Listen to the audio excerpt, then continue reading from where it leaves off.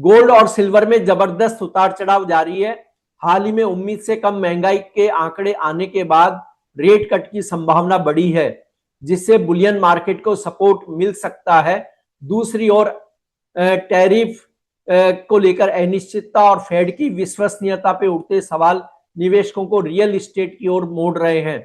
Gold silver की धमाचौकड़ी में क्या करें छोटे ट्रेडर, इस पर बात करेंगे पृथ्वी फिनमार्ट के कमोडिटी डायरेक्टर मनोज कुमार जैन से।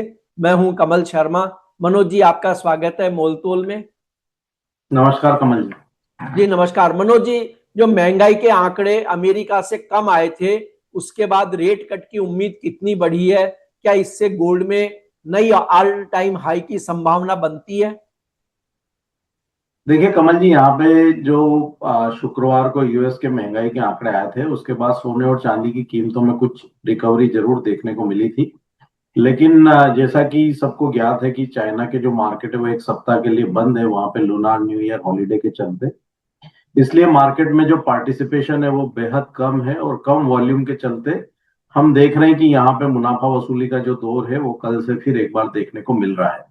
दूसरा, यहाँ पे यूएस और ईरान की वार्ता भी न्यूक्लियर डील को लेकर के जारी है, और अभी तक जो दोनों देशों के जो प्रतिनिधि है उनकी तरफ से जो बयान निकल करके आ रहे हैं वो यहाँ पे सकारात्मक रुख जो है दिखाते हुए नजर आए हैं।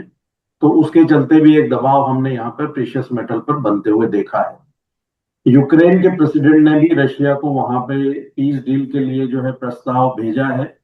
तो जिस तरह से अभी ये थोड़ा जो घटनाक्रम में बदलाव देखने को मिल रहा है, तो उसके चलते हमने देखा है कि कुछ जो सेफ हेवन बाइंग है प्रेशियस मेटल की वो कमजोर पड़ती हुई नजर आई है। चाइना यहाँ पे मेन बायर जो है वो सोने और चांदी में नजर आ रहा था अभी तक, और जैसा कि वहां पे हम देख रहे हैं कि एक सप्ताह तक मार्केट बंद है, तो चाइनीज मार्केट से बिल्कुल पार्टिसिपेशन अभी देखने को नहीं मिल रहा है।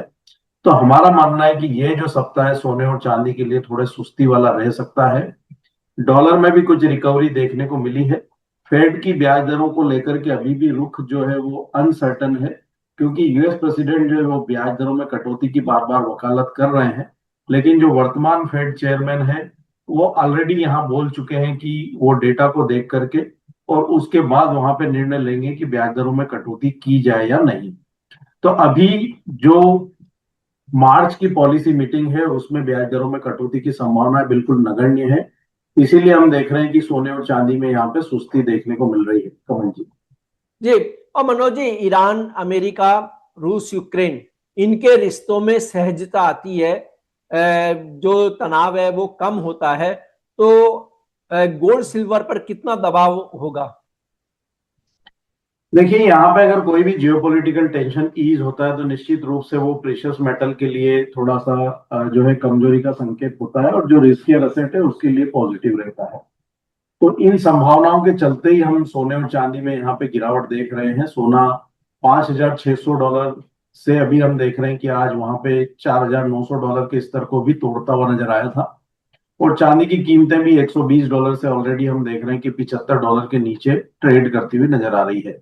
तो इन संभावनाओं के चलते ही हम यहाँ पे कीमतों में दबाव देख रहे हैं, और ऐसे में अगर यहाँ पे रशिया और यूक्रेन की पीस डील और यूएस और ईरान के बीच में न्यूक्लियर डील हो जाती है, तो सेंटिमेंटली यहाँ पे एक जो नेगेटिव इम्पैक्ट शॉर्ट टर्म के लिए सोने और चांदी में बरकरार रह सकता है कमल जी। जी मनोज जी, छोटे ट्रेडर के लिए इस समय बेहतर क्या है, इंट्राडे ट्रेड या शॉर्ट टर्म पोजीशन? देखिए, इंट्राडे ट्रेडर को भी एटलीस्ट ये वीक मार्केट से दूर रहना चाहिए, क्योंकि यहाँ पे काफी थिन वॉल्यूम है इंटरनेशनल मार्केट में, और उसके चलते यहाँ पे वॉलेटिलिटी जो है वो देखने को मिल सकती है। इस सप्ताह के आखिर में यूएस के जीडीपी के नंबर और कोर पीसी प्राइस इंडेक्स के डेटा भी आएंगे, तो वहां से भी मार्केट को संकेत मिलता हुआ नजर आएगा। तो ये जो सप्ताह है ये सोने और चांदी के लिए थोड़ा सुस्ती वाला रह सकता है। तो ट्रेडर्स को यहाँ पे ये सप्ताह कोई भी ट्रेड अवॉइड करना बेहतर रहेगा। जहां तक निवेशकों का सवाल है जो लंबी अवधि के लिए निवेश के बारे में सोच रहे हैं, तो सोने में वो और चांदी में एसआईपी के रूप में अपने निवेश को जारी रख सकते हैं। सोने में हमें लगता है कि यहाँ पे जो ओवरऑल लॉन्ग टर्म जो फंडामेंटल्स है वो अभी भी मजबूत है, और ये जो हॉलीडे वीक है इसके बाद कीमतों में फिर एक बार रिकवरी बनती हुई नजर आएगी। चांदी यहाँ पे जो हमने बॉटम बनते हुए देखा था इंटरनेशनल मार्केट में $64 के करीब का, एक बार कीमतें उस लोअर लेवल को रिटेस्ट कर सकती है, और अभी हम देख रहे हैं कि चाइनीज मार्केट में हॉलीडे के चलते वॉल्यूम भी कम है। तो चांदी में यहाँ पे नीचे में भारतीय बाजारों में 2,10,000 तक के स्तर आने की संभावनाएं नजर आती है। तो निवेशक अभी यहाँ थोड़ा वेट एंड वॉच रख सकते हैं। निचले स्तरों पर निवेश करना फायदेमंद रहेगा। और जो लंबी अवधि के निवेशक हैं वो एसआईपी के रूप में यहाँ पे अपने निवेश को जारी रख सकते हैं। जी मनोज जी, गोल्ड सिल्वर की इस धमाचौकड़ी में सबसे ज्यादा प्रभावित छोटे ट्रेडर हुए हैं। वे न तो रिसर्च कर पाते हैं, न ही हर सूचना के असर को भांप पाते हैं। उन्हें क्या करना चाहिए? जो छोटे ट्रेडर हैं उनको यहाँ पे लिवरेज जो पोजीशन है वो नहीं रखना चाहिए। या तो फिजिकल मार्केट के थ्रू या ईटीएफ के थ्रू ही निवेश करना चाहिए। और वहां पे एसआईपी के थ्रू निवेश करना छोटे निवेशकों के लिए हमेशा फायदेमंद रहता है। क्योंकि मार्केट के उतार चढ़ाव में उनको हर भाव पे जिस तरह से हम शेयर में एसआईपी करते हैं उस तरह से यहाँ भी करें तो मार्केट के उतार चढ़ाव में आपका जो निवेश है वो एवरेज आउट होता रहता है। और जब भी मार्केट में वहां पे बड़ी तेजी बनती है तो आपको अच्छे मुनाफे के अवसर वहां पे प्राप्त जो है होते हैं। तो छोटे निवेशकों को एसआईपी का रुख यहाँ पे अख्तियार करना चाहिए, चाहे सोना हो या चांदी हो। क्योंकि जो लंबी अवधि के फंडामेंटल है दोनों ही प्रीशियस मेटल्स के वो अभी भी मजबूत है। ये शॉर्ट टर्म की वॉलेटिलिटी और एक बड़ी तेजी के बाद का हम कह सकते हैं कि करेक्शन और कंसोलिडेशन है जो अगले कुछ दिनों जारी रह सकता है। लेकिन जो लंबी अवधि के फंडामेंटल है वो मजबूत है। तो जो लंबी अवधि के लिए निवेश की योजना बना रहे हैं छोटे निवेशक वो एसआईपी के रूप में अपने निवेश को जारी रखें। जी मनोज जी, ये जो गोल्ड सिल्वर में जो मौजूदा उठापटक है वो कब और कैसे स्थिर होगी?